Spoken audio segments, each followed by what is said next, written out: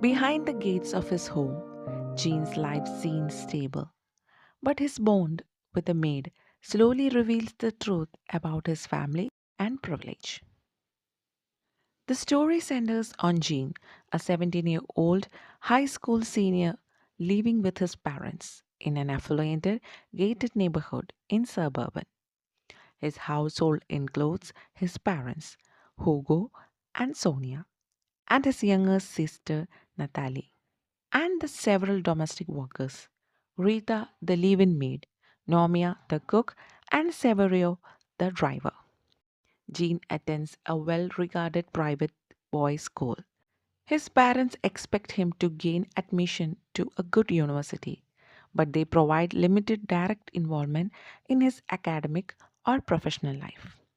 Their primary focus is maintaining the appearance of a stable, upper class lifestyle.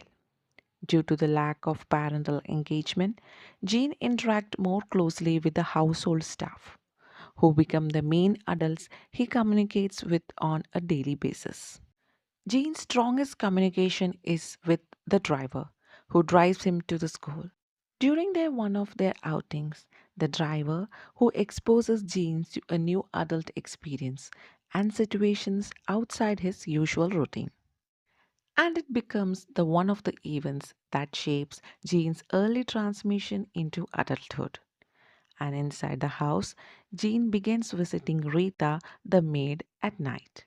They talk openly about relationship and much more, and engage in some limited activities. Rita, however, maintains boundaries and does not allow the relationship to progress further.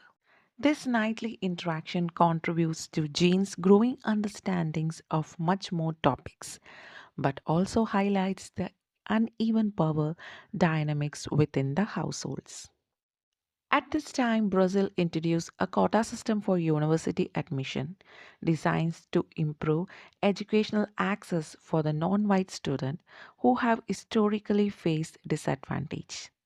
As a white student from a privileged background who has not prioritized his studies, Jean becomes the concerned about how new system may affect his chances of getting into a competitive program.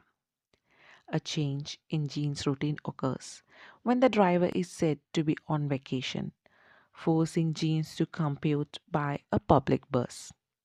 During this bus ride, he meets Lucia, a mixed race student who is academically capable but comes from a more modest socio-economic background.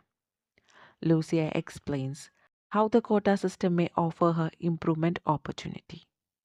Jean and Lucia begin spending time together, and Jean is exposed to perspectives different from those within his sheltered environment. While Jean's personal life develops, significant problems arises within the family. Being honest to him, Hugo the father's fund collapses, resulting in the loss of his job, and financial stability of family is disturbed.